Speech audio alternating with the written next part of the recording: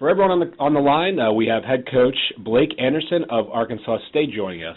As a reminder, if you have questions for Coach Anderson, please press star 1 on your telephone at this time. Arkansas State opens the season this Friday, September 2nd, against Toledo.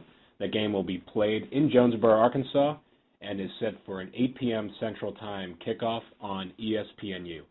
Coach, before we get to any questions, please give us your thoughts on the upcoming season and the upcoming game against Toledo. Well, it's a great way to open the season in front of a lot of eyes on ESPNU Friday night under the lights. Also a great opponent. We've got a history with Toledo. We're wanting to get on the win column. We've seen them twice and come out on the short end of that twice. So guys are looking forward to maybe changing that history with them. Really good football team coming in. We've got a tremendous amount of respect for them. They're built big, and so we know it's a huge challenge. But getting to open up at home is awesome. We love playing here in front of our crowd, and have had a great record here over the last 10 years or so, and so we're expecting a big crowd and a lot of fun. But 4 days away and still cleaning up the last few details, but we should be healthy going in. We're really fortunate to have stayed healthy through fall camp, with the exception of just losing one tight end, Warren Leapart, for the year, but everybody else should be ready to go and 100% come game time. Like I said, huge challenge, but great opportunity for us to represent the Sun Belt. Thank you, Coach. As a reminder to all members of the media on the call, please press star 1 to get in the queue to ask questions for head coach Blake Anderson of Arkansas State. Coach, before we let some questions get in the queue, Arkansas State was predicted second in the preseason poll with 5 first-place votes. What were your thoughts on the preseason poll heading into this season?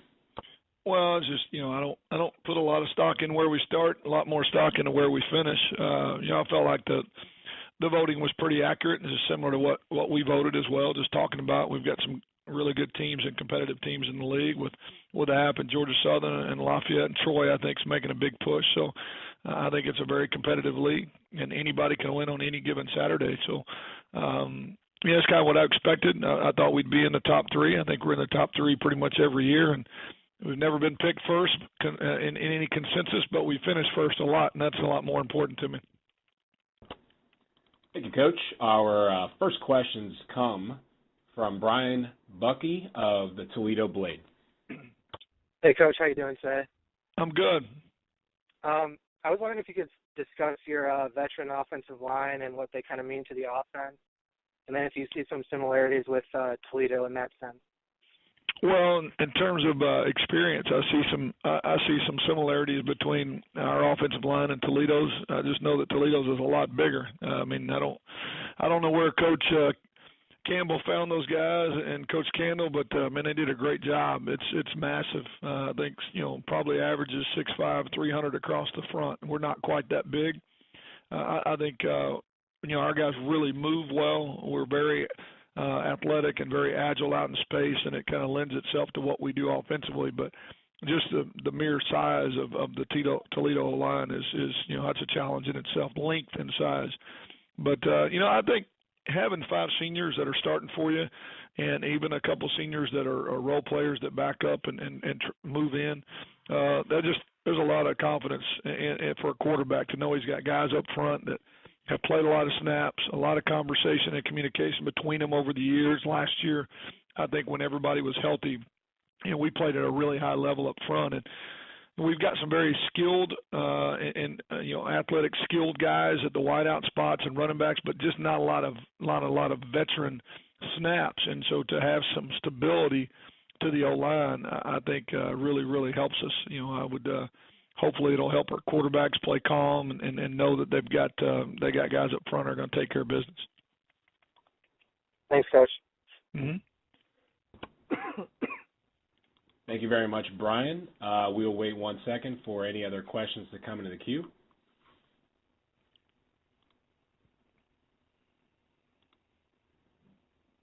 Okay, with no further we got one coming in. Luke Matheson from RedWolfReport.com. Luke, if you're there, please go ahead. Hey, Coach, how you doing? I'm good, Luke. What you got? Hey, just wanted a few questions. What's the biggest challenge that you guys will face this week, both from from your perspective from your team in addition to Toledo? Well, I think the hardest part going into this particular game, number one, it's a physical challenge. They're big. They're really big across the board.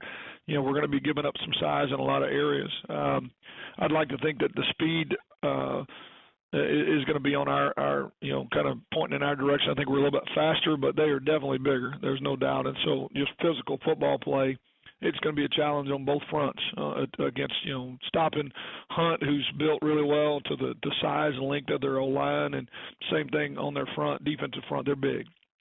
So we got to try to minimize, that for them and try to get them in space and try to utilize their speed and quickness and see if maybe that's a big factor. But I think the biggest thing is the unknowns going in with Candle being new head coach and bringing in coordinators from different locations and just not sure exactly what we're going to see. Are we going to see the same Toledo X's and O's wise and schematically, or are the coordinators that he brought in going to blend it, change it completely? And so we just got to focus on us and do a great job and adapt and make adjustments during the game. And it takes a Toledo team we're pretty familiar with and changes that dynamic because you just don't know what to expect in terms of scheme. And how are you approaching this game quarterback-wise? Have y'all made a decision there? Yeah, we're gonna play both these guys. We've talked about it all along, and it's worked well. We had probably our best practice of the fall camp yesterday, and they both look comfortable rotating in and out. To the amount that we rotate, or to the amount that they get snaps. I think there's still some conversation as to how that's going to happen, but we're going to play them both, and we'll continue to do that until one actually truly separates himself from the other, or injury dictates only one playing, or all the above. We'll just I think we're just going to be really patient on it. It has worked to be the best, and I think it's taken some of the pressure off of both of them to know that they can share the load. All right. Final question for you. Defensively, who are some of the guys that have stepped up that you're hoping will perform to their abilities?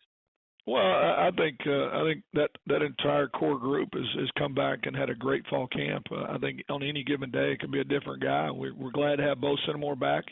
Forgotten just how much ground he could cover and what kind of emotional presence he was. Cody Brown has continued to do what you expect. Justin Clifton's back and doing great at nickel. Having Robert Mundy back for his extra year that we fought for has been huge. Just he's a great leader, but he's also a big physical presence. But it's the same guys. Chris Odom continued to have what was a great spring and moved on to a really good fall camp. So I think it's a collective effort. It's kind of you could put any mixture of guys out there, and the quality and the tempo and just the intensity doesn't change.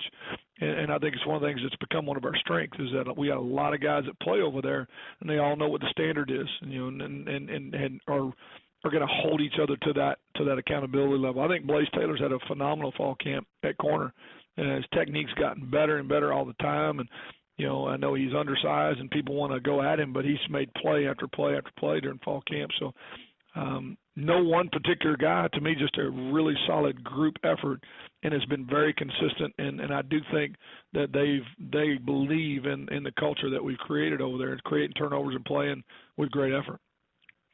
All right, Coach, appreciate it. Sure. Thank you very much, Luke, and thank you, Coach Anderson. That's all the time we have for questions for you today. We appreciate your time, and best of luck. Thanks.